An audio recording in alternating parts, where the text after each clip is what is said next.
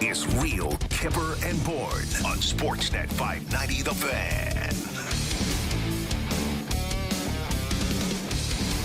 As the National Hockey League concludes their NHL draft in mere minutes, I don't know how long.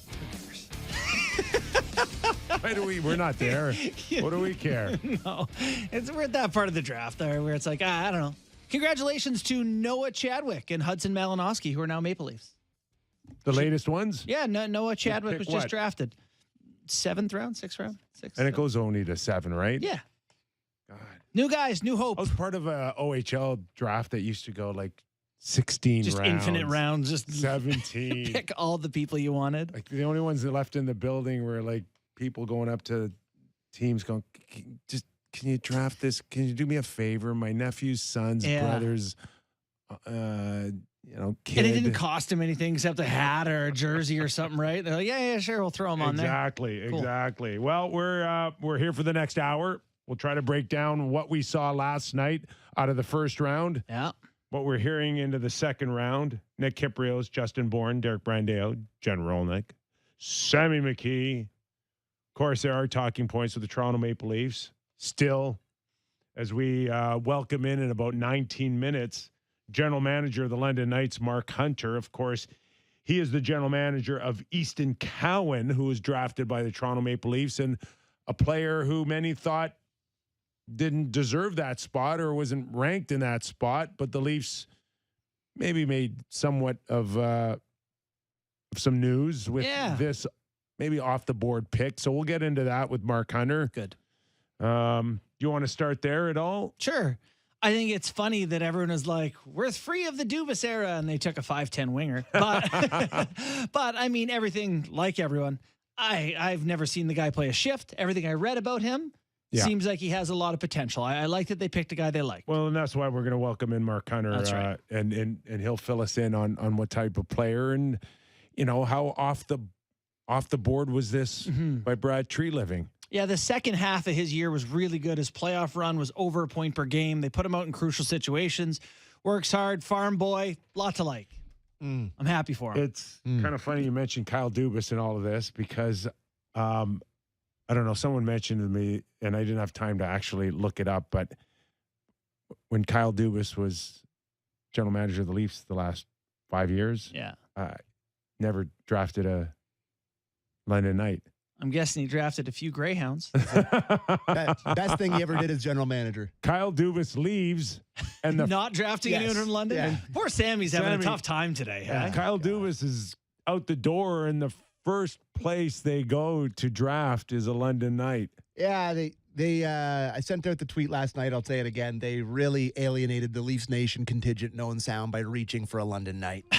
Yeah. But if this guy, not thrilled. If this guy reeks of the character that everybody talks about, Sammy, you can learn to love him. Yeah, I'll learn to love him. I just got to say, typically with guys who are not ranked in the first half of the first round, you'd like them to have some elite thing that you're like, oh, you got to see this guy skate, or you got to see his size, you got to see him shoot or whatever. They're like, this guy is competitive as all hell, which is awesome. Yeah. I really like that.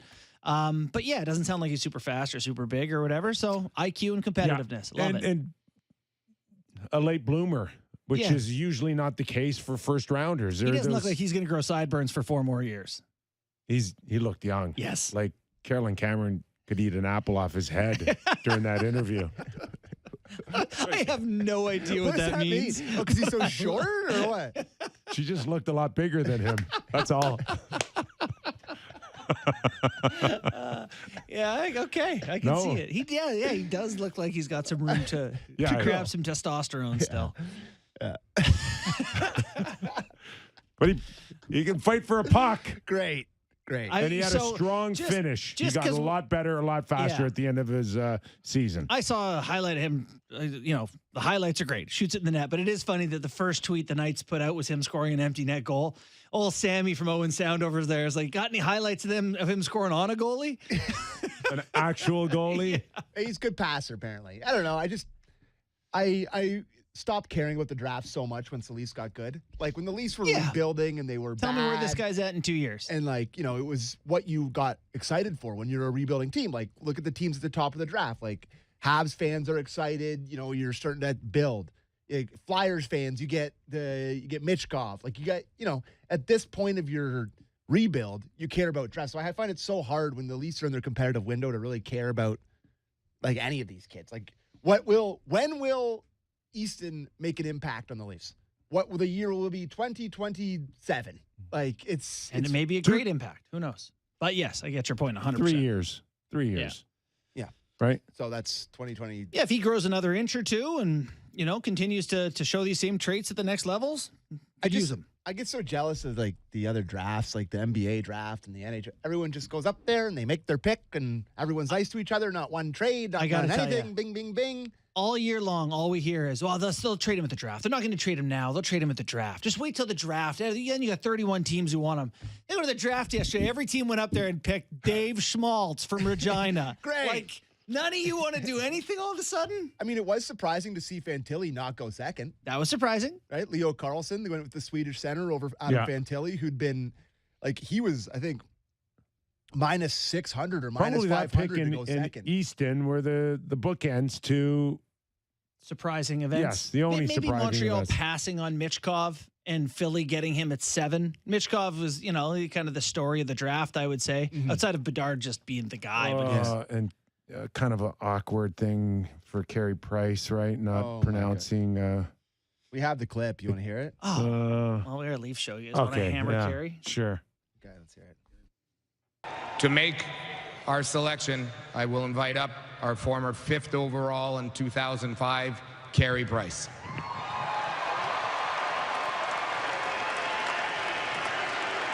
Bonsoir. The That's a good Canadiens de start. Montreal are proud to select David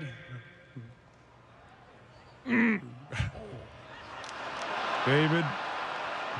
Bueller. Oh, wow. Oh, I didn't We see planned this it that way. David Reinbacher. Reinbach. They didn't see that? So would he not have known? No, he knew. He just forgot. You didn't practice that once? No, wow. no. David. Oh, don't do it again. I can't. It's so bad. Oh, it's a horrible That's form. a great drop right there. David. Ken David. Hughes tried to save it with we had that planned, but Can't. How do you, okay. at least he was gracious about it and apologized to the kid right after.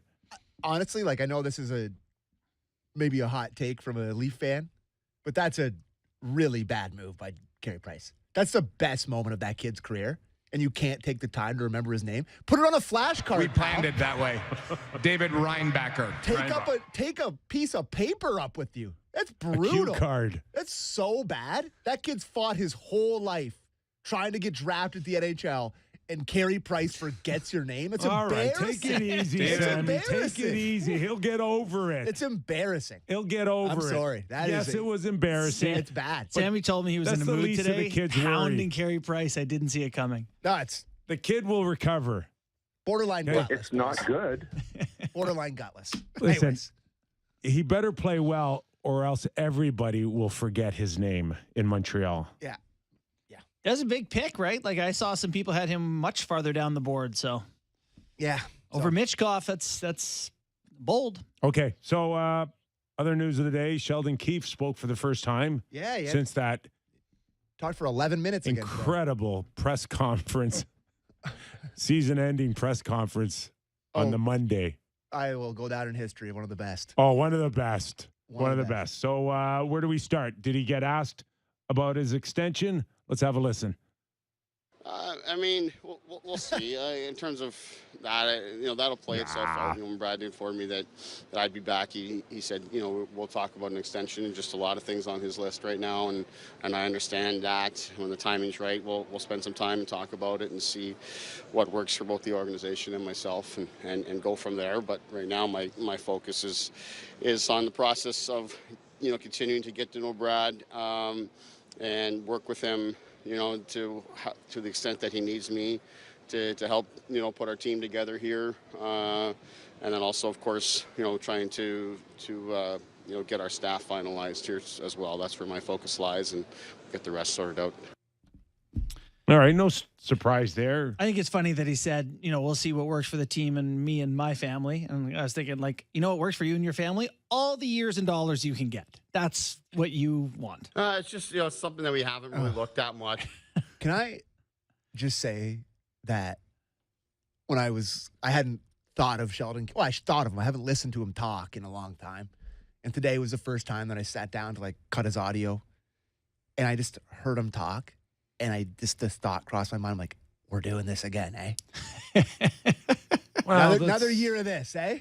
He's going to need some sort of award from our show for all the clippers he's provided. Once we go into years 3 and hopefully beyond. Did it already feel like he was backpedaling on that comment a little bit for you? I don't know. I'm just so shocked that he's back. It's getting redundant. We've had this conversation. I'm just so shocked. Yeah. I'm really shocked. I really, really am. It is really surprising. As a guy who also worked for him and was a little intimidated, I had some PTSD hearing him again too. So it's just we're doing it again. Run it back, baby. Okay, well maybe then get Kerfoot back too. Let's get his comments on David Kampf and his 4-year deal then. Well, I think with Kyper, he's shown over his time with us that he can do both. We've been a very successful team in this time playing in the 3-hole, and playing in that role. If you add extra depth as we did this year and that pushes him down, I think it just makes the team that much better. But he has shown that he can take on big minutes to play against anybody. So, that's an important guy to have, and the more depth he can have at center as a coach, you're thrilled about that. okay. Can I get your take on no movement clause for David Kampf? No movement clause. I know. So this happened to me yesterday. He told me there's a no movement clause and a group thing. And I was like, I'm sorry, what? I didn't know that. There is. Complete no move. Not a complete. Surely not. No, I got to look it up here. I got it sent to me. No move is complete. This would be a no trade. Then. Yes. I mean, he's got to got a get your 10 clauses correct there, Santa. Regardless, I think it's a 10-team no trade team. Okay. Well, yeah. Listen, here was the issue for the Leafs. They got squeezed right out.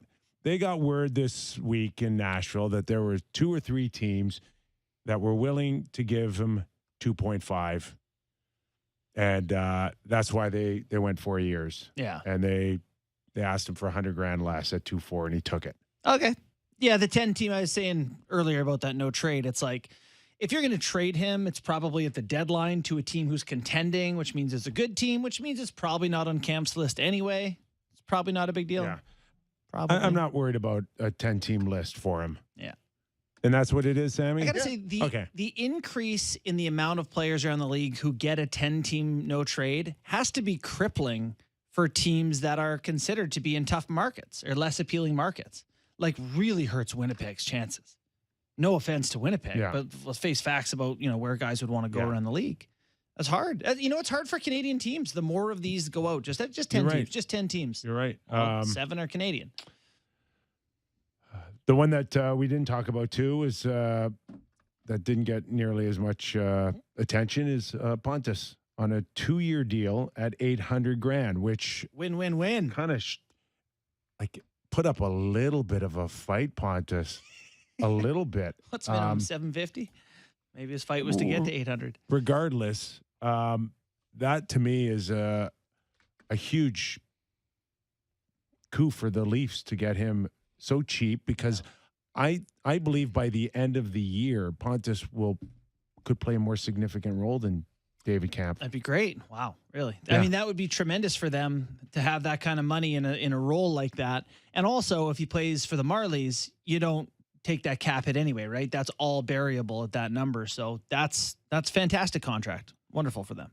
So and if Pontus is in a position to legitimately maybe hold down a third line center ice spot, then it does bold probably a little bit more to move Kampf in his $2.5 million contract. Yeah, if you as a fourth line guy. If you see that he's taking those minutes, and actually Holmberg is waivers exempt still, so he can go down to the Marlies whenever you want anyway. So good spot. But you're right, that would change things if he takes a big stride.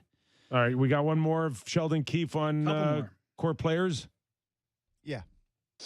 Well, I think Brad's put it very well, and that it's really hard to get good players in the league. And Brad's going to continue to go through his process to do everything possible to give us the best possible team on the ice. But I talk.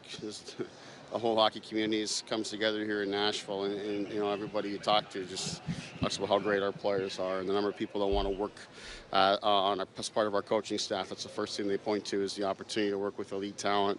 So that's a big part of it. And those guys, to me, as much as we haven't gotten to exactly where we need to get to, it's hard not to acknowledge the fact that there has been progress along the way.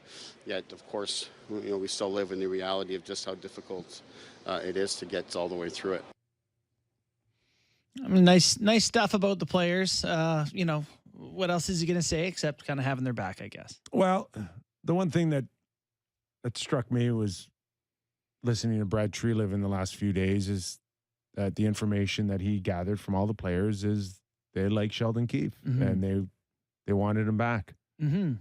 And that probably resonated more with him than anything else. But the question is that necessarily a good thing that they're comfortable? They're comfortable. I get my ice time. I get my cookies. I get my stats. I get my...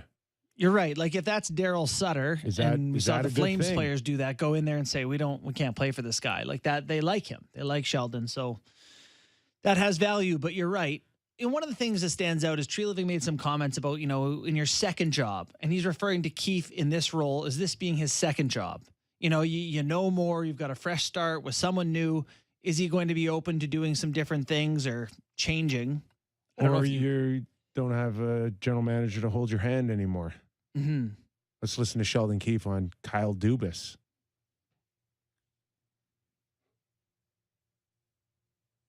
I'm on the sidelines, right? It's out of my control, and there's a lot of things playing out there. I give Kyle his distance and let that process play out. I knew, that when it was my turn, that I would get some sort of communication, all of that. But, I worked with Kyle for a really long time, obviously, and he's been a massive part of my career, and I've grown tremendously working with him. He's done a terrific job to put our organization in a really good spot. Yet I've also worked without him at different times along the way, and I've enjoyed those as well, whether it's Kyle Raftis and Sault Ste. Marie, the time when Kyle left the Sioux, or when Kyle went to the Leafs, and I worked with Lauren Skillman with the Marlies. I've enjoyed those times as well, and I think I reflect positively on the work that we did in those years too. So, with how things have played out here, I'm happy Kyle's landed on his feet in a good spot and seems happy. And then, for us, as I say, I think fresh perspective and working with new people thus far has been really good for me, and I'm excited about it. Well, two things that stuck out for me is that he feels like he's got a new perspective, which means different ideas coming from somebody else besides Kyle. And the other one that struck me was Kyle left us in a really good spot.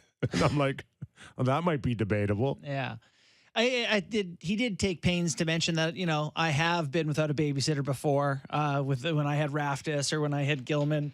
This would not be my first time being without Kyle, but I think in both those cases, Kyle probably would have been close at hand and touching base regularly. So it's certainly a different animal he's walking into this season ahead. Anything else from the draft stand out to you yesterday? We got a few trades. No, today's way different though, right? Where they just almost look like they're just racing to get out of there. Yeah. Like it just briefly kind of every once in a while glaring at the television, watching that second day. It reminds me of like an auction for cattle, Yeah, a little bit. And that's kind of where you're at now. I guess the Oilers traded Yamamoto and with Klim Kostin, presumably because Yamamoto's $3.1 million cap hit is not appealing. So they said, we'll give you Kostin as well, I guess. What's left on that Yamamoto Sorry, that was deal? to Detroit. $3.1 million. I think it's just this season. Just this season? Yeah. Double check that for you. Sounds like a little bit of a, hey, can you do me a favor? But Detroit from Ken Holland. It could be, but you know what? I can see them saying, not sure what's here with these guys, but Kostin was good in Edmonton. And he can play a heavy game. Yeah, and Yamamoto, I don't think he, Can he get you 40 points? Yes, but with nothing else, do you want 40 points? Well, yeah, when I've missed the playoffs as many times as I have, yes. Yeah. Yeah, you're right. We talked about bad teams just trying to get hockey players. Another example of that, Corey Perry got dealt to the Chicago Blackhawks. And he's going to be a free agent, unrestricted free agent. Okay, so they just traded for his rights? I don't I guess. get that off hand. So Corey, he is a pending UFA. So maybe Tampa Bay just needed a contract space here? Or they just want to get a jump on maybe signing him to help Bedard. I could see them wanting a guy like that. And then promising to trade him by the deadline. Right. Like Foligno's deal. Foligno's deal is $4 million. Come the deadline, you retain half. You trade a $2 million Nick Foligno. That'll get you something. And good to have Foligno around during the season. So Perry could be more of the same. We'll trade you to a contender. I'll buy that. Yeah. These guys are okay with moving around. It makes some sense. Yamamoto, this is the last year of that deal. Fantilli didn't go to the Ducks at number 2 overall. Yeah. Blow your mind? I liked him since the World Juniors and then the World Championship. He carries himself exceptionally well. Anaheim made that decision to go in a different direction, and Columbus, I think, ended up with a really good player. Yeah, it's kind of break if you're the Blue Jackets you're looking for, I think. Okay, let's welcome in the general manager of the London Knights, Mark Hunter. Huntsy, what's going on? Are you in Nashville? Nashville, I am. Just watching the draft here, guys. Nice. Well, listen, as far as the Toronto Maple Leafs are concerned, nice to see them digging into your stock in Easton, Cowan. And first and foremost, can you talk about the type of player that the Leafs just drafted? You know what? He's a high-energy player, plays both ends of the ice, can kill penalties, can play the power play. He can make plays, got real good skills. Needs to get stronger yet. He's still a little bit light, but his dedication to the game's off the charts. Hunts, what was his progression with you guys over the course of the season? It sounds like his role only increased as the season went on. Well, he started in Junior B the year before. We always kind of take our time with our players. He skated with us. He was in our gym with us. Lots of development with him the year before, and this year, we got him. We want these young men to earn their ice time, and we didn't give it to him. Every day he came and practiced hard, played hard, and by the halfway through the season, he just took off and outplayed some of our 18, 19-year-olds and deserved to play. And you know what? He had a heck of a run in the playoffs. Playoffs were, fantastic for him, and he brought his game to another level. Huntsy, those type of players that are kind of late bloomers are left for second, third, fourth rounders. Did the Leafs really gamble on this pick? Because some teams are saying that they didn't even have him in the top 50. Yeah, well, I disagree. They must not see him play enough because, if you just went to, you got the eye test, you have, have video, and then you have the analytics, and we have a company that's Step Athletes that does work for us, and his numbers in the second half were off the chart. You come watch him play, stood out against tough competition too. Like you're playing Del Mastro, plays for Sarnia, who's a Team Canada defenseman. He did a fantastic job against stiff competition, and if you watched him, boys, he's the real deal.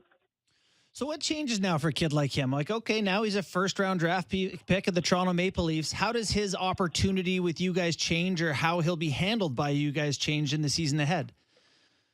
Well, one thing, he needs to get stronger, and he will do the work to get stronger. But he's going to be put in position to be the go-to guy. He was a go-to guy the last half of the season, and especially in the playoffs. So, you know what? We have a real good team here. He will be a part of a formula here for winning. Hey, Hunt, just overall, we didn't see much movement in terms of moving up or down, trades, especially in that first round. Nothing budged. Does that speak to how deep this draft was, or just the fact that money's still really tight? Well, I think it's a little bit of both, Kipper. I think the money's tight, and you know what? There's some good players that people felt that they could get in 28th hole, 27th hole.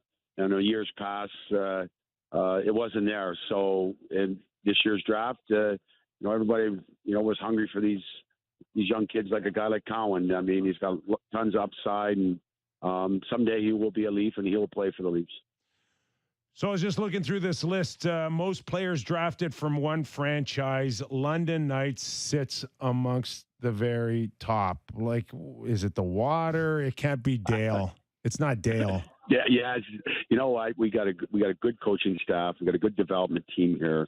We spent a lot of time with these boys, and you know what? We try to draft young men that are really hungry to get better. And we've been very fortunate with Oliver Bonk, Easton Cowan, Denver Barkey, Jacob Julian. These kids worked at their game, and, it translated for winning and for them getting drafted high in the NHL draft. And all it took was Kyle Dubas to go to Pittsburgh for the Leafs to start drafting London Knights again, right? That's right. All right, Huntsy, I'm going to let you go on that one, pal. Okay. All right. See you guys. Thanks, Enjoy. Yeah. Bye now. I think you got a good chuckle out of that one. I'm sure he's heard that in the last day or two. Listen, God, it doesn't sound like Easton's going to be that kind of frontline star for the Leafs. Yeah, I would say not a high ceiling, maybe, but if you're getting a versatile guy who's got a strong engine to play and compete and, tenacity, that could be just exactly what the Leafs need. Yeah, there's a scouting report here we've got from our pal Nick Richard on him. Richard. Yeah, good dude. Talks about his work rate and processing speed. Says his regular season numbers don't jump off the page, but his play continued to improve as the season wore on. For a player with his size, he covers a lot of ice, elusive in transition, finds soft spots, all sorts of good things. So I think once you get past about 15, 16, 17 in the draft, you're kind of picking a guy, a longer shot, right? None of these guys are locks at that point. So you just pick a guy you like. Say, okay, this guy matches up with our... I do think, though, this is a guy that probably still fits the way they were drafting with Dubas, right? Like, I doubt Treliving came in and said, change course entirely. Well, Wes Clark's their main guy. Yeah. He is, of course, a disciple of Kyle Dubas. For sure. So it does look and feel like, hey, you've done your work. I'm just going to let you continue to go down your path. Yeah. And then, the other kids they took, Sam, you're saying this Hudson Malinowski was a guy that had, what was the high praise that you saw on him? Like he had just missed some time for some freak incident? He had like a freak injury and he'd missed some time, but, apparently good shooter, good vision. So in the 6th round, I mean, if he plays 100 games in the AHL, it'd be a great pick. Like it's such a crapshoot at that point. But so the London thing is very interesting. Like this, not picking any London Knights in between, and he laughed at that. That was a great joke that you said to him. But in fairness, the Leafs haven't picked anyone. Yeah, it's true. They recently, they haven't had picks. But it's really hard for me, personally, just on a personal note, that the Leafs, London should be a pipeline to the Leafs. Like it should, if you were like doing it the way it should be done, they're one of the closest teams, they're the strongest team, they're one of the most famous OHL teams. It's like, you should be drafting from them. It's a good spot to draft from. That absolutely kills me. It's so hard for me to get over this. But the Kyle would be the guy that says, screw the Hunters and London Knights. I'm not going there. He definitely would do that. Because at that time he has to draft at a Sioux too. I think at that point in the draft, you often have like a cluster of players you like. I like this kid and this kid about the same. I don't know, somewhere if one of them's available. I imagine that would have been a tiebreaker in a couple of situations for him. So what happened to that pick from the Leafs? What was his name again? The one that had the freak injury. Rodion Amarov? No. The guy they picked this year. Oh, Hudson Malinowski? Yeah. He fell off a roof. What? There you go. That's Sorry what for happened. laughing. That's not what I expected you to say. That's what happened. He fell off a roof. Well, I guess why was he on a roof? Maybe he was helping his dad roof. Wasn't partying or anything? No, I don't think so. I think maybe he's helping somebody roof or something, but there you go. That's what happened to him. I don't know where to go with that one. You don't have to go anywhere. You I can don't go to know. break if you want. Well, but- hopefully he doesn't end up in any roofs in any games. How about that? All right. Do you want to go to break or? yeah, we can break. Okay, we'll go to break, and then when we come We back, might get I'm Bukala. trying to get Bukala on. all right, we'll see Yeah. if we He's can get Jason Bukala, who's been a good guest over the year, get his analysis of what's transpired in Nashville. Also, more talk that the Leafs are getting closer to an Austin Matthews extension. I saw your comment today, your column. Also, a column out on the Toronto Star, which lends towards teams willing to go 50% on contracts to get them out, and whether or not Tree Living would revisit something maybe with John Tavares to free up some salary cap. Really split on that with a lot of the comments. But we'll get into that and so much more still to go on the Real Kyper and Bourne Show.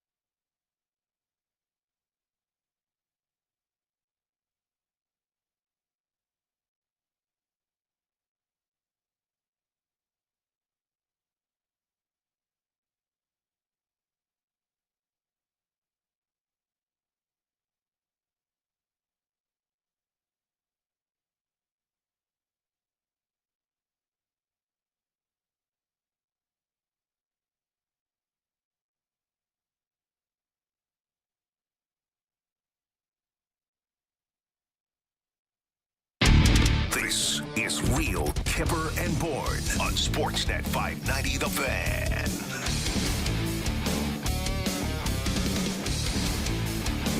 Just prior to going to break, we brought up the Austin Matthews situation. There was a real strong sense in Nashville the last 2 days that the Leafs are getting closer to a deal. Mm-hmm. Doesn't sound like it's done or even imminent, but there is hope that by July 1st, maybe the 2nd, 3rd, there should be an announcement. Would that wouldn't surprise you at this point, JB? No. And like, why wouldn't it be the first, right? Like, everyone is waiting on this. If you're Matthews, like, no one should have a round of golf where they can't get to a fax machine. It's a statement to me. We prioritize letting everyone know this is happening. You had mentioned in your column a potential salary range anywhere from 13.5 all the way down to 12.75. So let's three of us right now. Okay. Let's take your best guess. I bet it's 4 times 13. All right. 4 times 13. Sammy, you're up. 8 times 15. Oh my good gracious. Are you nuts? Yeah, oh yeah. No, Let's you're get nuts, boys. You want to get nuts? Let's get nuts. Okay, you're throwing that out there for the shock value of me just like going, you're an idiot, but Al? You don't believe that, do you? Maybe not. I just think if you want to get him 8 years, Is this your hope? 8 years, it's going to have to be. Yeah, A a big number like number. that for sure. Okay, but So I would do that. Yeah, you would do 8 times 15. I would. 15 would not help you, Sammy, in the 14, next 14 and a half. 2 years. 14 and a half. Can I get 14? He's there. I don't Do you think it's he gonna gets 8? happen. I think if he gets 8, it's a way bigger number. Yeah, I think that's just how it works. Which Like, if they maybe want- means both sides don't want that. Yeah. Derek Brandeau, you want to crack at this thing? He just threw a salt and vinegar chip in Stop right as you eating. asked him. In fairness, we just stopped eating. Too. Sorry, guys, I can't hear you. I don't have headphones on, but 5 at 12.75. Oh, 5 okay. at 12.75. That is literally the best case scenario. Wow. That is as good as Leafs fans could ever expect. Kip? I will go. I'm afraid of this. 5 years, That would make me very happy. 13.34. Oh, I am very confident in your number more than mine. 13.34 is just cute enough and in the range enough. Which in many ways would piss me off because It would every piss me off dollar too. counts Yeah. and you're just going for cuteness. I hate that. I hate it. And I've railed about it before. It's like the salary caps are tight and everyone's like, oh, he got his keys where he got his number. It's like, we need the number. I think they're both cute enough to try to pull it off. Unless your number's 00. Makes no sense. But okay. I would love that. That'd be awesome. I want 8 years. I want every other guy does 8 years, boys. Every other guy does 8 years. I think Just do 8 years. I know where you're heading. Why with is it this, different? Because you want a full commitment. Well, every other fan base gets their guy on a full commitment. Why can't Leaf fans have He it? set the precedent. Great. He got Why 5 is that? last time. Great. Really glad they tested that baby out here. 5 is max Awesome. term in the NBA. It is a long time to sign a guy. Yeah, but you have the ability to sign 8. So Say he wants to go home in 5, and by then there's a well, new building in Arizona. great. Then they can trade him in 5 years. Can I talk about the funniest part of the draft yesterday, which is Arizona publicly announcing that they are seeking deals on private land so that the public can't vote? As in, they're aware if the public has any say, they actively will vote for the team to not play in their state. They're like, if we let the public vote, they're going to tell us to leave. So we're just going to build a rink on private land and stuff a team down their throat. Great. That's a great relationship. Like, we can't have the public weigh in on this. So they're going to tell us to leave. We know you guys hate this. Yeah. But Too bad. you just see every other superstar sign 8 years.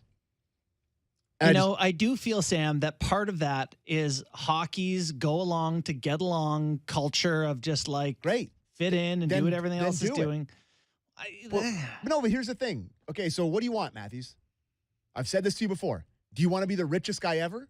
Or do you want to be the centerpiece, favorite son of the most popular team in the NHL? You want to middle it so you can be the richest guy in the world? Like, you need to buy a better Balenciaga hoodie? Like, you're the richest guy ever already. So just sign the 8 years, stay at Toronto Maple Leafs. It's not binary like that. If he wants that, he'd do This three team's times this team's something. giving him everything, man. The organization's giving him everything. He's been the centerpiece. He gets every ad. He's been in. I can't open up my Instagram without him being on every. Can't contain a wild animal. These guys, since they came in, they got his cake and eat it too every year. That's right. So maybe it's time to give a little cake back to the Leafs. Well, these numbers are. Here's your cake. All right, so you're talking tough love, which kind of. I'm not talking tough love. I'm talking about a little bit of a meeting it is tough point. love. No, it's not tough love. It's signing a massive 8-year contract with the most important hockey team in the league. You don't have a choice of 5 or 6. You're signing 8. Yeah. That's tough love, my friend. That's what Connor McDavid got. Well, Edmonton, he didn't get an option of 5. From my perspective, fellas, as a lifelong Leaf fan, and, he should want to sign 8. He should want to sign 8. Because there's no way is there a guy that likes the spotlight more than Austin Matthews? You are the man. You're the man. You're the number one man. Everyone loves you. You're the most popular player on the most popular team in the league. A little less last season. Yeah, sure. You're right. He wasn't as good as he was last year. But still, if he signs a contract at a decent number, probably not $15 million like this bozo said, but if he signs an $8 million contract at your 13.4 or whatever, 13.5. He is beloved forever. Connor McDavid only has 3 years left on that deal. It's a long 3 years, though. A lot. Like, think about where the league could be in 3 years. It changes a ton. And that's Not where Arizona? the 5-year deal for everybody, may talk about AAVs, but that did a tremendous amount of damage, just 5 years on an Austin Matthews second term. His last deal. Yeah. Yeah. Brutal. It was, they got nothing out of that negotiation. You know what the thing they got was? They didn't make him mad, right? It didn't drag into the media. There was no public discussion. It was just over. He was like, here's what I want. And they were like, great. Let's not upset the guy who's going to save us all. All right. I wrote an article today in the Toronto Star. You can find it on my @RealKyper Twitter account. And it really stemmed for me off of a couple of things. Number one was watching what I thought were unmovable contracts get chopped at 50%. Kevin Hayes, Ryan Johansson. And then the other one stemmed from Doug Armstrong trading a guy with a complete no move or no trade clause. The Krug thing that didn't happen. Yeah. I want to get your thoughts on Armstrong attempting to trade him knowing he has a no trade clause. I think it's very interesting. So first off, I want to get back to it because this, I love your written columns. This one I disagree with. It's a good column, but I disagree with Tavares for stuff. Sure. But the thing that's interesting to me is that we know about the Torrey Krug potential trade. To me, the first thing you do before you make a trade is talk to the guy and say, kind of working on something with the Flyers here. If we were to get something, would you be interested? No, I would not. And then you stop working on it. Like, it was announced as like a completed trade. And Krug was apparently, I don't know, fishing or at a wedding or somewhere. And he was like, guys, like, Doug knew he had a no move. Why do we know about it? Because he's trying to push him out of town is kind of what you implied in the column. It's implied that you're pressuring him. Right. And so your connection then is that what if Tavares were to receive some pressure? Is this now a tactic by general managers to put pressure on players who have no trade or no moves to say, I respectfully am asking you to leave? And guys are like, you respectfully signed a thing that says I don't have to leave. No, 100%. And you have that right, and you can hold on to that. Sure. But for Torrey Krug now to go back and pretend like everything's back to normal will never happen. Did you Google like the response of fans towards They to wanted that Krug, cap space in St. Louis. they're like ripping on him. Yeah.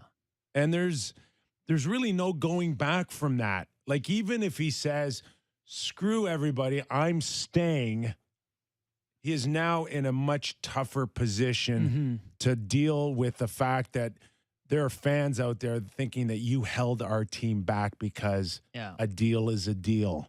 I do think that the remaining term on Tavares' contract makes this more viable. Like, he's got 2 years left. If he plays past Christmas this year, you're down to a year and a half.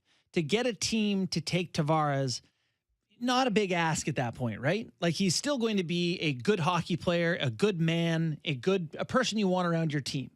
Tons of teams would want him. So I think it's going to get easier to trade him, because even Tavares is going to see the end and say, well, I don't just want to play this to the end and, like, leave them the way I left the Islanders, who got nothing for me. Now everyone hates me. Yeah. So it's getting close to that time. So yeah, there's some merit. My only contention, Kip, my problem with the article is just, I don't think you could. Tavares had 30 some goals and 80 points as your second line center.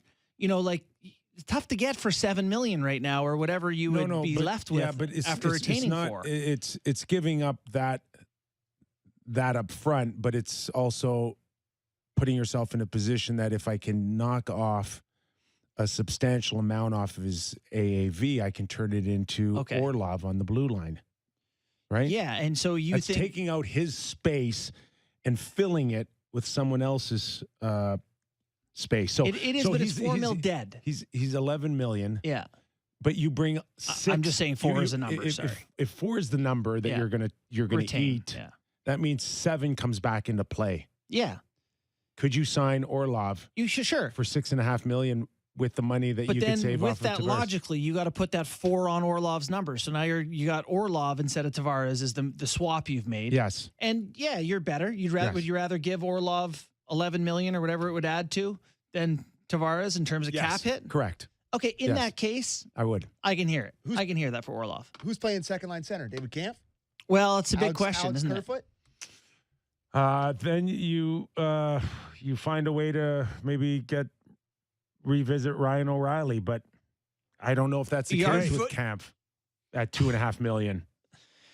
Right? It's tough too, because what if Tavares is still a point per game guy next year? I think that's a valuable hockey player. I don't know. And yes, I know. It's one that could really help you be a top 3 regular season team. Yeah. Oh boy. Right? Yeah. I guess Orlov is a good example of some way that you could maybe talk me into it. I just don't see many ways. You want Hannafin over John Tavares? You think you're better that way? I'm picking a position, JB. Yeah. I'm just throwing names out there to say that it gives you a chance to take your core 4 and balance it out throughout the lineup, just not in your top 6. Does John Tavares have any value on the open market? At $6 million? At $11 million. No, 6. I'm asking you. Eating. I'm saying, what if you're not?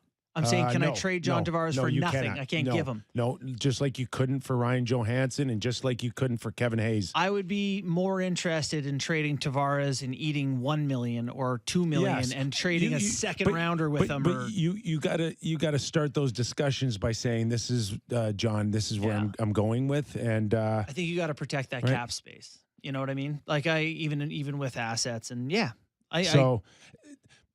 my point is Brad Treliving doing his job if he doesn't explore it, or if he does not go to John Tavares and say, this is one of my options and this is what I'm going to start looking at? From a PR perspective, let's say Treliving does go to Tavares and have this conversation. Tavares says, I want to stay. And then Luke Fox says to him, have you gone to John to ask him about if he'd be interested in moving or whatever? What should Treliving answer that question? Well, why don't we find out when someone eventually asks Doug Armstrong? Because it's the same scenario with Krug, is it not?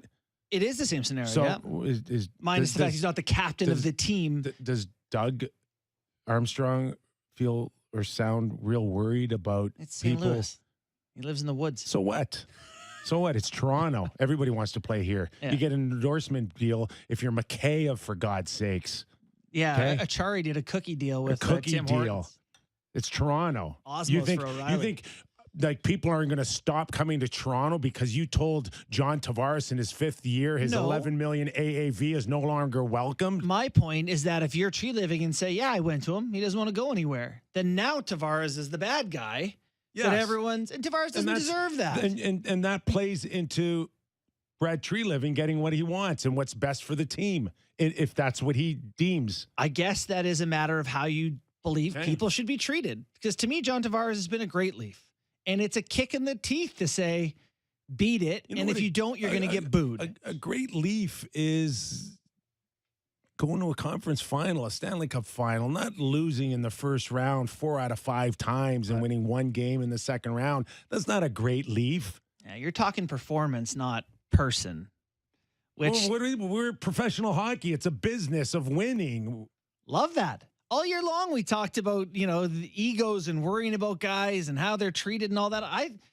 You kind of got to be in one camp or another. That who cares about these guys who are a ruthless organization or not? I've talked to people on the inside that's saying, like, hey, John, like, you're no longer our second line centerman. We'll put you on the 4th line. There'll be some nights you play, some nights you don't. Is this the way you want to go out your last 2 years, or you want to go play every day somewhere else? I mean, if it comes down to that, you got to admit it's crummy. It's crummy for the guy. Guess what, though?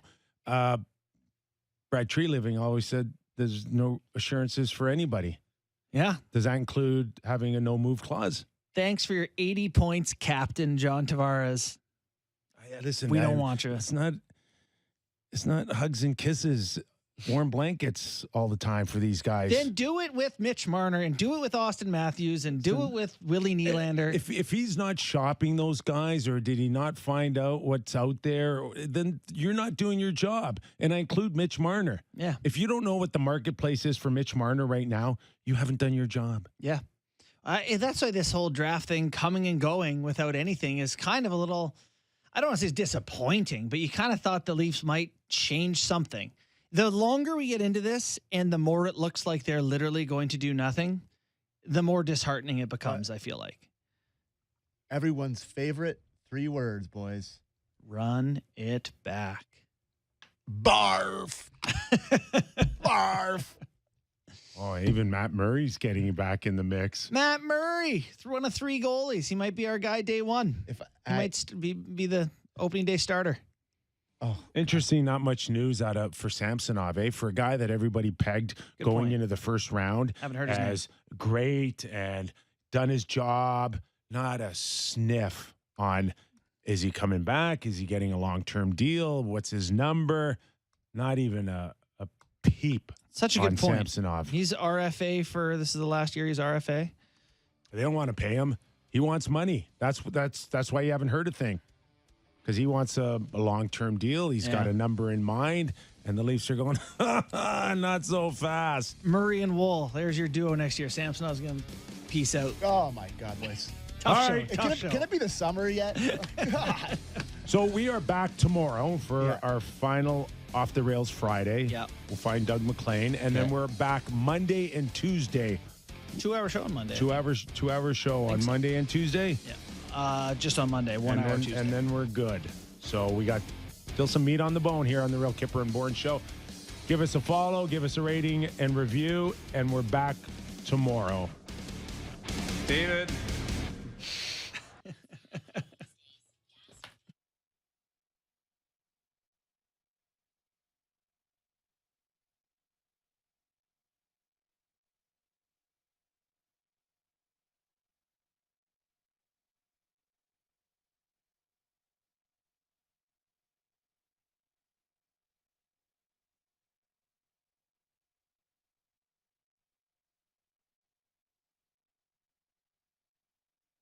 Taylor and Alex have been classmates since first grade. They've got quite a competitive streak between them. Taylor won the math award. Alex is on the honor roll. Taylor capped